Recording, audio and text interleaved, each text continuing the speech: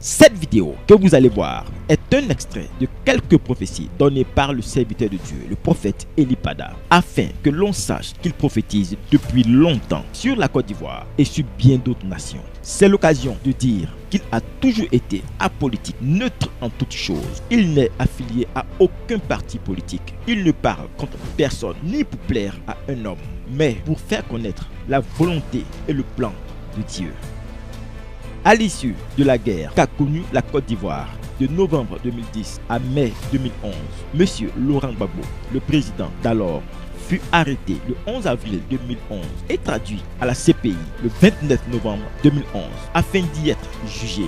Pendant que l'on n'espérait plus en une possibilité de libération et en un quelconque retour sur sa terre natale, c'est alors que Dieu se révèle à son serviteur, le prophète Eli Pada, le 2 janvier 2019, pour annoncer prophétiquement la libération et le retour de M. Laurent Gbagbo. Un homme qui a fait la prison, un homme qui a connu le fer, un homme qui est détenu en prison. Mais le Seigneur lui, autant maté. Et tu rentreras en triomphe, parce que Dieu fait ces choses. Dieu fait ces choses. Tu as été libéré, oui, tu as été libéré. Mais personne n'y croyait. C'est alors que Dieu à nouveau va encore rappeler en 2020 la même prophétie. Cette fois-ci avec un nouveau détail. Prends garde d'humilier Simone, ma bien-aimée. À M. Laurent Gbagbo, Dieu me dit de te dire, l'heure où il va te rétablir est arrivée. Et je te vois rentrer dans ton pays et je vois une grande célébration. Et j'entends le Saint-Esprit qui me dit, ta femme, et je n'entends pas un autre nom, j'entends Simone, parole de l'Éternel, mais prends garde à toi, prends garde à toi. Le 31 mars 2021, la prophétie se confirme. Monsieur Laurent Gbagbo est acquitté et il rentre en juin 2021 dans une liesse populaire, comme l'avait annoncé le prophète Eli Pada. Laurent Gbagbo de retour à Abidjan après 10 ans d'absence. L'avion de l'ancien président ivoirien s'est posé dans l'après-midi à l'aéroport. De nombreux partisans l'attendaient pour acclamer son retour, ce qui a donné lieu à des scènes de liesse. Et prends garde à humilier Simone, ma bien-aimée, parole de l'Éternel. Laurent Gbagbo a demandé le divorce avec Simone.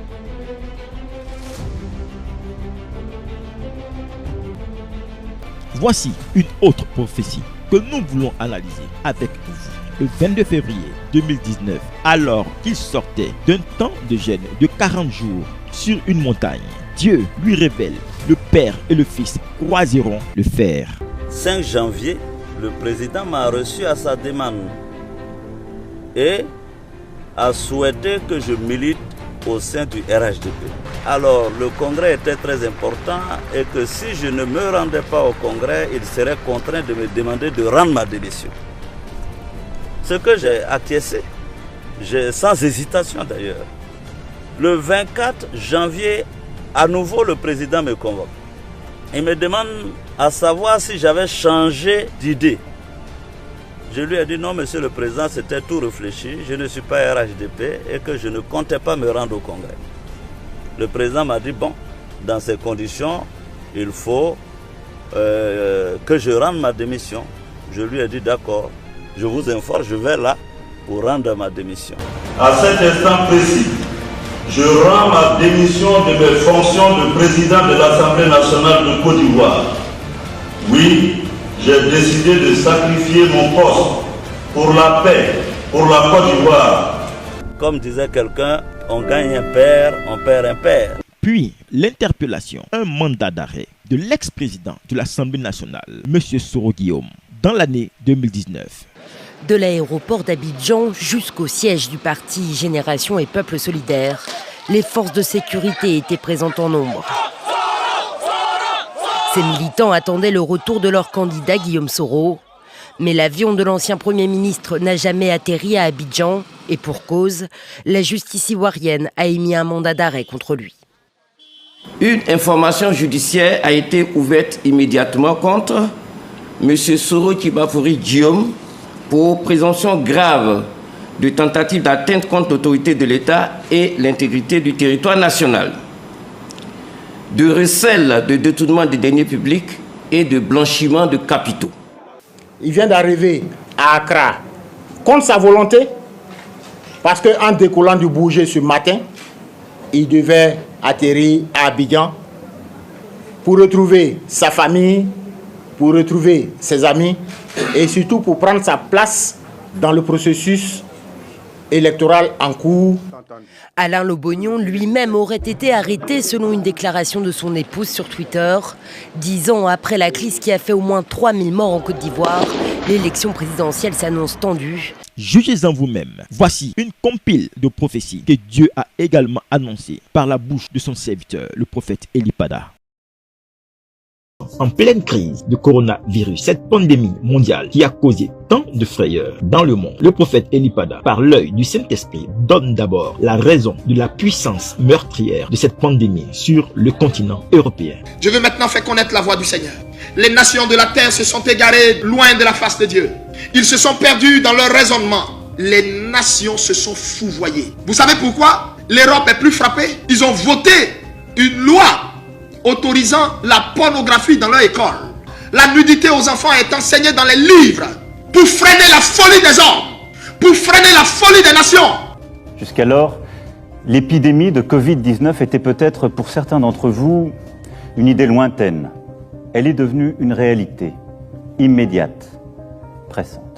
Le prophète, toujours poussé par le Saint-Esprit, va annoncer la veille de la Pâque de la même année que le Seigneur va faire souffler un vent qui va apaiser la férocité de cette maladie. Suivons ensemble. La Pâque est un jour de rachat. La Pâque est un jour de délivrance. Le Seigneur va faire souffler sa grâce sur toutes les nations, sur le pays. Il va faire souffler un vent qui va venir d'Orient et qui va emporter toute cette maladie loin de ce pays et loin des nations. Le prophète va aller jusqu'à donner la période où cette maladie va finir par devenir une maladie banale et donner également avec exactitude la période où la vie allait reprendre dans le monde entier. Les stades, les marchés et autres allaient à nouveau ouvrir. Écoutons-le. Avant le 12, le 13, la vie va reprendre partout dans le monde. Le coronavirus là, vous allez entendre, à partir d'aujourd'hui là, vous allez entendre le 12 au 13 mai, ça... On parlera de ça comme une vulgaire, une banale maladie. Écoutez encore bien la précision de la révélation. Avant le 12, le 13, la vie va reprendre partout dans le monde. Au regard du constat qu'aucun cas positif n'a été détecté depuis le 21 avril 2020, le couvre-feu est levé à compter du vendredi 8 mai 2020. À partir du 11 mai, nous rouvrirons progressivement les crèches, les écoles, les collèges et les lycées. Le déconfinement des populations se poursuit à des rythmes variés en Europe. Et puis en sport, une dernière nouvelle qui va donc ravir les amateurs de football. La Bundesliga va reprendre après le 15 mai. Les autorités allemandes ont donné leur feu vert. Le stade de la Juventus prêt à accueillir de nouveau un match de football. Tout un symbole dans cette Italie, pays le plus touché d'Europe par le coronavirus. Des pays sont en train de parler de déconfinement. D'autres même ont déjà commencé le processus. Et puis, vous allez voir que ça sera un fait banal. On ne va plus parler à quelqu'un pour dire mettez masque. Acclamez Jésus pour sa révélation. Pendant que ça fait ravage, pendant que les gens sont en train de casser certaines institutions, casser certaines choses par rapport à un vaccin, je suis en train de voir en Afrique, mais je vois le Nigeria. Pendant que je vois le Nigeria, je suis en train de voir les manifestations de Covid. Je vois ça dans un pays africain et je vois ça prend presque tous les pays de la sous-région africaine. En fait, les Africains, vous aviez pensé que vous étiez réellement à l'abri. Priez. Priez parce qu'un programme funeste 2021 se prépare contre vous. En fait, une version plus améliorée, simplement parce que certains d'entre vous, je ne sais pas si je vais dire votre organisme ou quoi, a résisté à cela, mais il y a quelque chose que je suis en train de voir. Mais je ne sais pas pourquoi je vois le Nigeria comme si on injecte, comme si on déverse, je vois des paquets qu'on laisse comme au Nigeria, et je vois quelque chose se forme. Après le Royaume-Uni et l'Afrique du Sud, c'est au Nigeria que les scientifiques ont découvert une nouvelle mutation du virus de la Covid-19. Mais la variante nigériane reste encore peu connue. There's much as we're supposed to do. Plus que la composition du virus, c'est sa transmission qui a récemment évolué. Nous constatons que dans un certain nombre de familles, nous pouvons parler de 3 à 5 personnes contaminées par un seul transmetteur, contrairement à ce que nous avions en avril et mai, où nous ne voyions pas les gens attraper le virus par un seul individu. Direction à présent le Nigeria, le pays le plus peuplé d'Afrique. Là, c'est la deuxième vague de la pandémie de coronavirus qui est plus forte que la première. Elle a fait notamment exploser la demande en oxygène. Depuis fin novembre, dans le pays, les chiffres de malades atteints du Covid-19 ne cessent d'augmenter. Le port du masque est désormais obligatoire dans l'espace public au Nigeria et gare aux contrevenants. Au Nigeria, beaucoup de gens disaient que le coronavirus ne tue pas, en tout cas ne les touche pas. Et donc beaucoup de gens avaient commencé à ne plus du tout porter de masque. Et depuis cet hiver, les chiffres ont commencé à augmenter, surtout dans la capitale économique du pays, où il y a eu une véritable explosion. J'ai vu le décès d'une autorité politique influente en Côte d'Ivoire. Et cela se situe à partir du 7e mois de cette année où on est. J'ai la profonde douleur de vous annoncer que le Premier ministre Amadou Gon Coulibaly, chef du gouvernement, nous a quittés. Dieu va enseigner l'humilité à la race humaine. Tous les orgueilleux des nations seront rabaissés. C'est une année où les présidences à vie vont passer le relais, parce que le Seigneur va se lever au-dessus des nations. Tout un pays en deuil. À la télévision nationale, des prières et la lecture d'un passage du Coran. Le président tchadien Idriss Déby est mort, comme l'annonce ce communiqué du porte-parole de l'armée. Le président de la République, chef de l'État, chef suprême des armées, Idriss Déby Itno, vient de connaître son dernier souffle en défendant l'intégrité territoriale sur le champ de bataille. C'est avec une profonde amertume que nous annonçons au peuple tchadien le décès ce mardi 20 avril 2021 du maréchal du Tchad. Le président tchadien aurait succombé des suites de blessures reçues durant le week-end dans le nord du pays. Le chef de l'État militaire de carrière promu au rang de maréchal en août dernier s'était rendu sur le front, opposant son armée à des rebelles. Pour remplacer le défunt président désormais, son fils, Mahamat Idriss Déby Itno, général 4 étoiles à 37 ans et commandant de la redoutable garde présidentielle. Il préside le conseil militaire de transition, immédiatement instauré après l'annonce du décès de son père. À ce titre, il a dissous le gouvernement et l'Assemblée nationale et juré que de nouvelles institutions verraient le jour après des élections libres et démocratiques dans 18 mois, a-t-il promis. Coup d'État en Guinée, les putschistes ont capturé le président Alpha Condé dimanche et annoncé la dissolution des institutions. Le chef putschiste, le lieutenant-colonel Mamadi Doumbouya, promet un gouvernement d'union et pas de chasse aux sorcières. Je m'adresse au président sénégalais, le président Macky Sall. Ton intention de briguer un troisième mandat sera l'erreur la plus grave que tu aies faite de toute ta vie.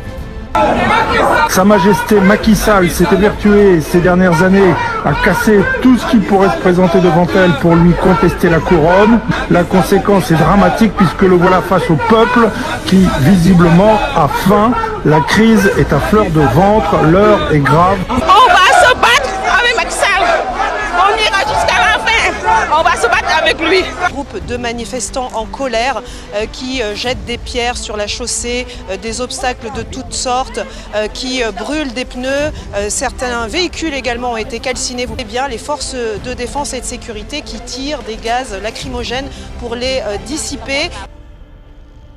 Je suis dans l'esprit. Alors que je suis dans l'esprit, je vois deux partis politiques ivoiriens qui vont connaître un coup dur. Le FPI et le RHDP. Le FPI et le RHDP. C'est comme si je suis en train de voir deux morts dans ces deux partis politiques. Mes chers compatriotes, notre pays est en deuil.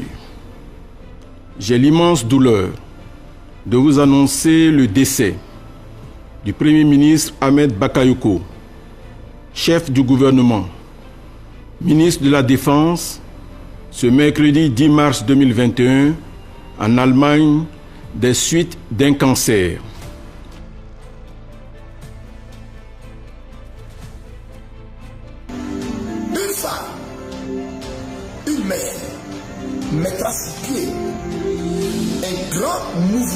politique qui va compter.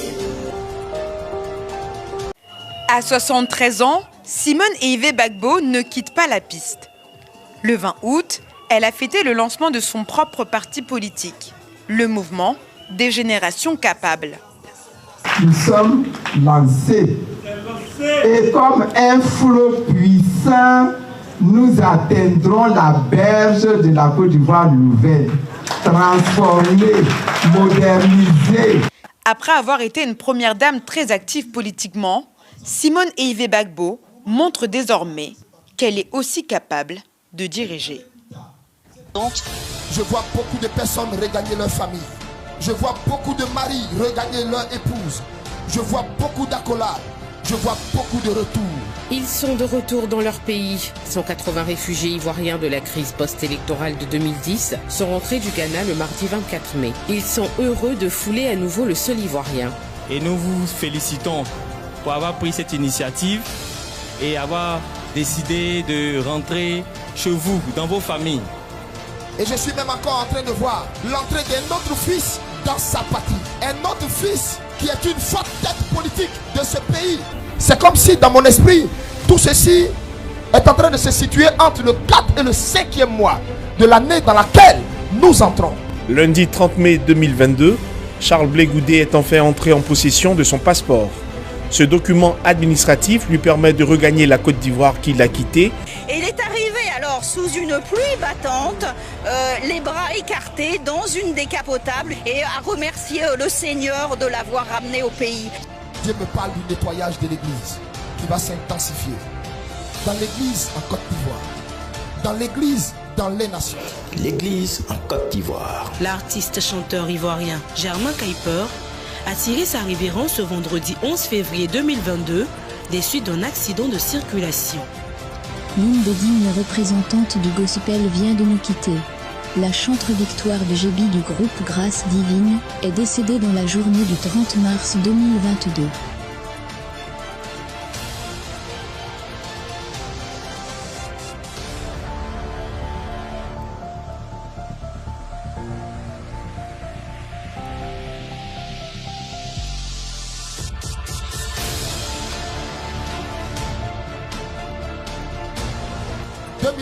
Année de grands bouleversements sur le plan politique dans les nations. Le pouvoir de Roch Kaboré a échappé à un coup d'État, une tentative de coup d'État. Peuple du Burkina Faso. En apparaissant à la télévision nationale, les militaires clarifient la situation. Il s'agit bien d'un coup d'État. C'est le nouvel homme fort du pays. Le capitaine Ibrahim Traoré, 34 ans, tient désormais les rênes du Burkina Faso. Mais je vois le jugement de Dieu sur la France. J'entends dans mon esprit, on me parle d'un été meurtrier sur la France. La chaleur de cet été-là va tuer beaucoup de personnes. Cette journée pourrait donc être la plus chaude en France depuis le début des relevés météo dans le pays. Des canicules de plus en plus fréquentes, de plus en plus longues à l'avenir. Avec les chaleurs annoncées, honnêtement, déjà à partir de 11h du matin, il commence à faire vraiment chaud. Donc l'après-midi, c'est bénéfique pour personne de travailler de 14 à 16. C'est le moment de la journée où il fait le plus chaud.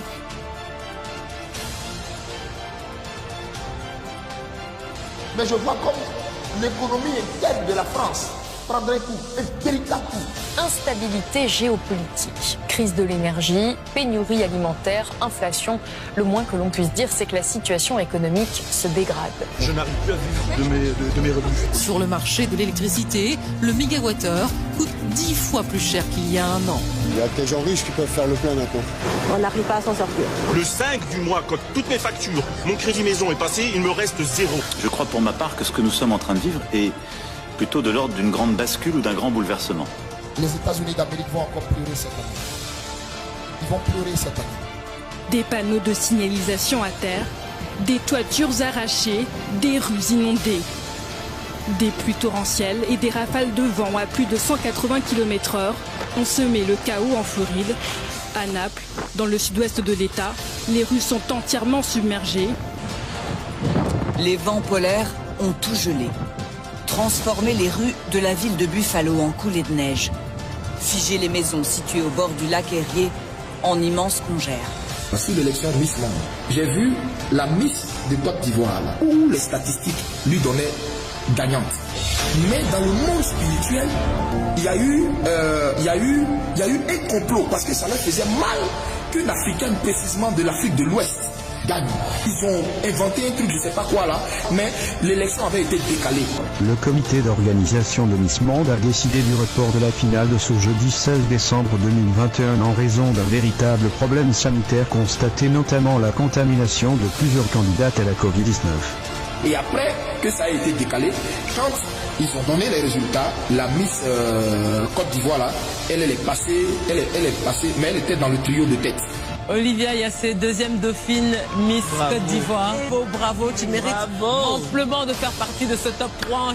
Le samedi 17 décembre 2022, à la veille de la finale de la Coupe du Monde, qui s'est déroulée au Qatar le 18 décembre, le prophète Eli Pada poste sur sa page à 21h49. Bravo à l'Argentine pour sa victoire sur la France à la finale de la Coupe du Monde 2022 au Qatar. Dieu fait voir à son prophète le déroulé de la finale de la Coupe du Monde avec la victoire de l'Argentine. Malgré les mécontentements de certains et les injures des autres, le serviteur de Dieu, le prophète Eli Pada, persiste et signe. Messi a enfin eu sa première coupe. Pourquoi faut-il qu'il ait des pénaltys dans tous vos matchs, même en finale? Il est important de préciser qu'en jargon ivoirien et même africain, quand on parle de pénalty, on fait référence au tir au but. Et c'est effectivement ce qui s'est accompli. L'Argentine l'emporte au tir au but sur la France et Messi a bel et bien sa première coupe du monde. Pop aux États-Unis, une femme va s'en aller. Tina Turner, légende de la soul, de la pop et du rock'n'roll, est décédée ce mercredi, a annoncé son agent. Je vois le départ de deux généraux aux États-Unis. L'un des deux est déjà connu du nom de Charles Stanley, pasteur de la première église baptiste d'Atlanta. Il a tiré sa révérence le 18 avril 2023 à 90 ans.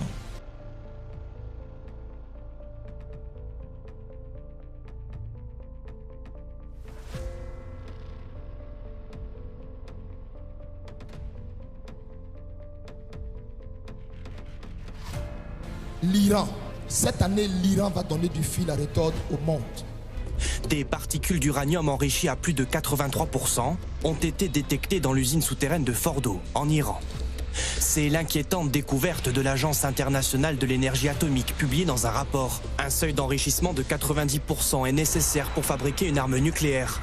Mais Téhéran nie et se justifie. Le rapport accuse aussi la République islamique d'avoir augmenté ces derniers mois son stock d'uranium enrichi, dépassant de 18 fois la limite autorisée. Hier, un haut responsable de la défense américaine a averti le Congrès des États-Unis. Les Américains sont maintenant comme des morceaux de viande entre nos dents. On peut toucher des bateaux américains dans un rayon de 2000 km. Je voudrais dire ceci ici. Au PDCI EDA, une page s'est tournée. Et elle s'est tournée définitivement. Parce que le PDCI EDA va être frappé par un deuil. Tout le monde va être surpris par la nouvelle. Parce que personne n'aura vu ça venir. Henri Konan Bédié, président du Parti démocratique de Côte d'Ivoire et ancien président de la République, a brusquement quitté le monde des vivants à la suite d'un malaise. Bonne nouvelle va arriver au Zimbabwe. Ils vont découvrir dans le sous-sol du Zimbabwe quelque chose de précieux, de rare pour 2023. Invictus Energy, une entreprise pétrolière australienne, a révélé la découverte d'un gisement d'hydrocarbures dans le nord du Zimbabwe. Les échantillons prélevés ont confirmé la présence du pétrole, d'hélium et d'un gaz naturel de haute qualité. C'est l'heure du Gabon. Le Gabon n'échappera pas au passage du Saint-Esprit. 2022 jusqu'à fin 2023, le Gabon n'échappera pas. Juste avant que 2023 n'arrive à son terme. Quand je parle à son terme, je ne parle même pas du 9e mois de 2023. Je dis aux Gabonais qui sont dans le temps de leur délivrance. Mais l'Éternel lui-même va faire en sorte que la gloire lui revienne. Ça va être comme un soulèvement qui va se prendre. La gloire de Dieu a visité cette nation-là pour la libérer de l'emprise maçonnique. Il y a comme un souffle, un vent nouveau qui passe sur le Gabon. 64. Aussitôt l'annonce des résultats de l'élection présidentielle, Ali Bongo réélu, des militaires font irruption à la télévision. Nous avons décidé de défendre la paix en mettant fin au régime en place. Des soldats de l'armée régulière, des policiers et un homme porté en triomphe à la tête de ce coup d'État, le commandant en chef de la garde républicaine. La main de Dieu plane sur le Burkina. Des tentatives de déstabilisation vont échouer. Il y aura des tentatives, mais cela va échouer. Dans un communiqué lu mercredi soir à la télévision nationale, le gouvernement confirme la rumeur qui courait depuis plusieurs jours. Le gouvernement de la transition informe l'opinion publique qu'une tentative avérée de coup d'État a été déjouée ce 26 septembre 2023 par les services de renseignement et de sécurité burkinabés. Ce jeudi, le parquet militaire annonce l'arrestation de 4 officiers. Il précise que 2 autres sont en fuite, tous soupçonnés de complot contre la sûreté de l'État. Guinée-Conakry, écoute la voix de ton Dieu. Les turbulences ne sont pas finies sur ton sol.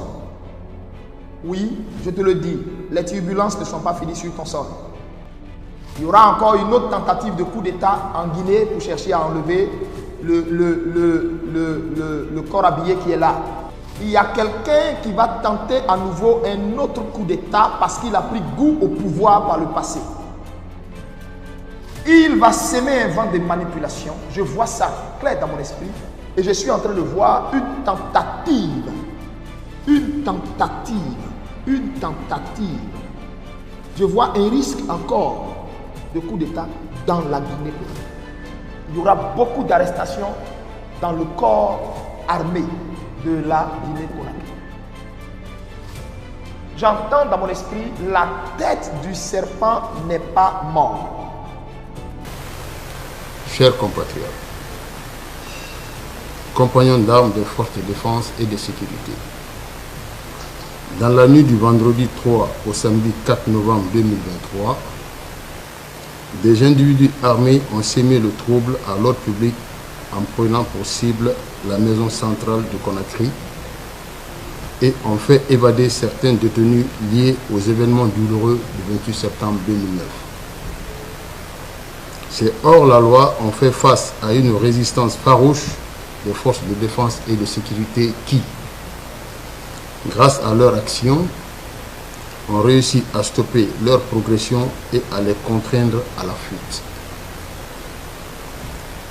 Grâce à la détermination des forces de défense et de sécurité, la situation a été rapidement maîtrisée et ramenée à la normale. À l'heure actuelle, les forces de défense et de sécurité ont mis la main sur certains d'entre eux et la traque des autres se poursuit. Aux alentours de 5 heures ce samedi matin, des tirs résonnent depuis Kaloum. La terreur saisit les habitants encore endormis du centre de Conakry. Des blindés de l'armée guinéenne foncent vers Kaloum, le quartier politico-administratif de la capitale. Les autorités bouclent le quartier. Le ministre de la Justice communique rapidement et explique qu'un commando d'hommes lourdement armés a extrait 4 détenus de la maison centrale de Conakry. Parmi eux, l'ancien dictateur Moussa Dadis Camara, jugé depuis 1 an pour les événements dits du 28 septembre, un massacre de plus de 150 personnes à Conakry en 2009. Ce samedi, en fin d'après-midi, l'armée et la présidence guinéenne ont assuré que Moussa Dadis Camara avait été repris et remis derrière les barreaux. Un seul des détenus tirés de prison ce matin, le colonel Claude Pivy, reste introuvable, mais est activement recherché. Les frontières terrestres et l'aéroport de Conakry sont fermés. La capitale est quadrillée. Mon esprit est également au niveau du Brésil. Et je vois comme un nouveau président à la tête du Brésil qui a été élu. Et c'est comme si ce président était un ancien président. Le président Lula, actuel président du Brésil depuis 2022, n'est pas à son premier mandat, car il a été déjà président élu une première fois en 2002, puis réélu une seconde fois en 2006. Il est enfin à son 3e mandat depuis 2022. Il est là pour une grande mission, mais il va avoir beaucoup de complications. Je vois beaucoup de soucis dans son mandat. Depuis le 8 janvier 2023, des manifestations violentes ont éclaté au Brésil. 2023, malheureusement, les guerres ne vont pas s'arrêter. dans mon esprit le Soudan. Des tirs d'armes lourdes et des combats de rue retentissent à Khartoum où les deux généraux aux commandes du pays se disputent le pouvoir. Le général Mohamed Hamdan Daglo, dit Hemeti, et le chef de l'armée Abdel Fattah al-Burhan. Voici une prophétie qu'il a annoncée sur son compte TikTok en août 2023, annonçant ceci de Dieu. Un arbre puissant, un arbre géant sort du Niger et le feuillage de cet arbre se répand et touche les autres nations environnantes. Et j'entends dans mon esprit, tu seras entre mes mains ainsi, Niger. Le Niger initie l'AES, l'Alliance des États du Sahel. Le Burkina Faso, le Mali et le Niger ont décidé de créer l'Alliance des États du Sahel. Le Niger impulse une nouvelle monnaie pour cette alliance. Le Niger reçoit l'ex-pan Guillaume Soro. Pour la haute personnalité ivoirienne en exil depuis 5 ans, les militaires nigériens l'ont réhabilité. Et je n'ai pas d'autre chose que de dire merci au Niger. Le retrait des Français avait rapidement été exigé par les généraux nigériens dès leur arrivée au pouvoir et le président français Emmanuel Macron avait annoncé leur départ fin septembre. Vous avez là la preuve que le Niger étend son feuillage tel un arbre géant, comme l'avait prédit le prophète. Je vois un homme politique togolais emprisonné. Je vois sa libération. Pachak Dassingbe avait été arrêté en avril 2009, accusé de complot contre le chef de l'État togolais élu 4 ans plus tôt. Il est arrivé au Gabon pour s'y faire soigner. Détenu depuis près de 14 ans pour atteinte à la sûreté de l'État, Pachak Dassingbe a été évacué vers le Gabon pour des raisons sanitaires. Il s'est envolé le 23 mars à bord d'un vol spécial à destination de Libreville, selon RFI. La main du Seigneur frappe de tous les côtés. Regardez ces images du Brésil, ce qui s'est passé au Brésil.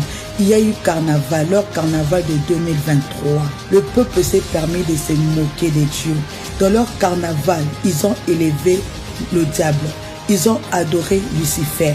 Ils ont blasphémé le nom de Dieu. Ils étaient là dans la joie, en train d'adorer Lucifer. L'homme de Galilée bien-aimé. Regardez cette image. Ils sont en train de montrer que non, c'est Lucifer qui a battu Jésus-Christ.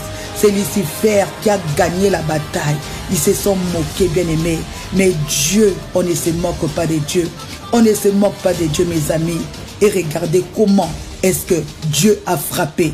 Il a frappé par l'eau. Il a frappé par le tremblement. Il a frappé par le feu. Bien aimé, le carnaval n'était pas fini. Le premier jour, ils ont commencé à se moquer de Dieu. Le deuxième jour du carnaval, bien aimé, la colère de Dieu s'est abattue sur le peuple. Dieu a montré une fois de plus qu'il est le Dieu d'Élie, le Dieu qui peut faire descendre le feu. Dieu a montré une fois de plus qu'il est bien-aimé, c'est lui qui a détruit Sodome et Gomorrhe. Dieu a montré une fois de plus, bien-aimé, que c'est lui qui est le roi de rois, le seigneur de seigneurs, que le diable n'a aucun pouvoir parce qu'il est Dieu dans les cieux, il est Dieu sur la terre, il est Dieu sous la terre.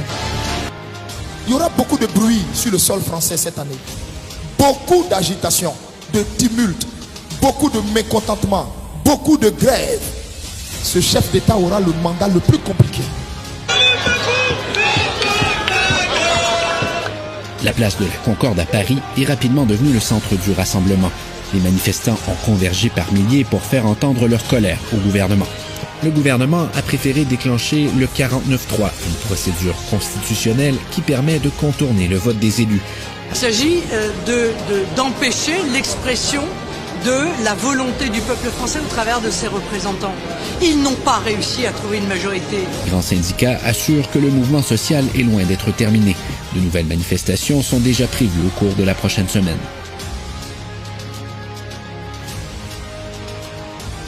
Raffineries, centrales nucléaires, RATP ou encore SNCF. Les appels à la grève pour une hausse des salaires se multiplient. Une note du renseignement territorial mentionnée par Le Parisien alerte sur le risque de contagion du mouvement à d'autres branches professionnelles. La pénurie des carburants met le feu aux poudres dans tout le pays. Hier, la course avant l'arrêt des trains. La grève de la SNCF a débuté ce soir, 19h. Alors beaucoup de voyageurs se dépêchent pour ne pas se retrouver bloqués. 2 TER sur 10 et aucun intercité. Ce ne sera pas mieux en ville.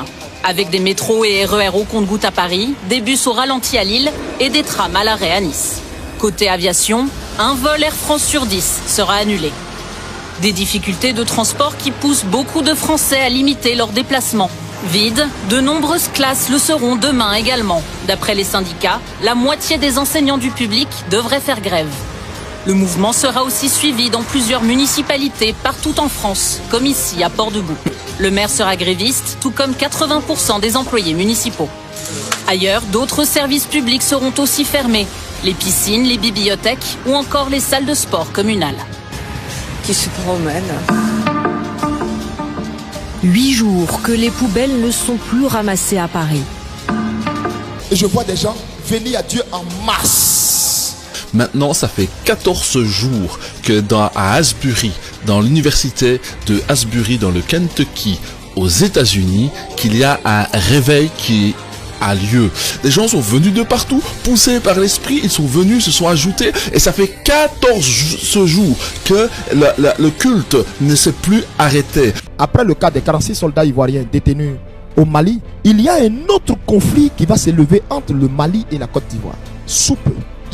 J'informe les Ivoiriens. Prions pour ne pas tomber dans ce genre de choses.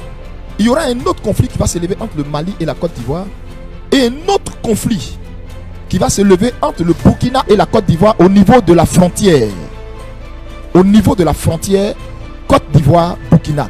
Un conflit va se lever là. Un conflit, je répète, va se lever là. Au niveau de la frontière Côte d'Ivoire-Burkina. 19 septembre 2023, 2 octobre 2023. 12 jours que 2 éléments de la gendarmerie nationale de Côte d'Ivoire sont détenus par les autorités du Burkina Faso. La détention prolongée de ces gendarmes intervient 9 mois après l'épisode des 49 soldats ivoiriens qui étaient détenus au Mali. Allons-nous vers un remake de la même situation? Selon certaines informations, ces gendarmes se sont retrouvés par inadvertance à Yar Kwame, un village frontalier burkinabé, où ils ont été arrêtés alors qu'ils prenaient en chasse des clandestins. Depuis, ils ont été conduits à Ouagadougou, la capitale, où ils sont détenus. Des démarches entamées pour leur libération sont restées vaines jusque-là. 2 soldats ivoiriens arrêtés sur le sol burkinabé. Mardi 19 septembre 2023, 2 gendarmes ivoiriens qui se trouvaient sur un site d'orpaillage à la frontière ivoiro-burkinabé rapportent un message échangé entre les autorités ivoiriennes dont APA a obtenu copie.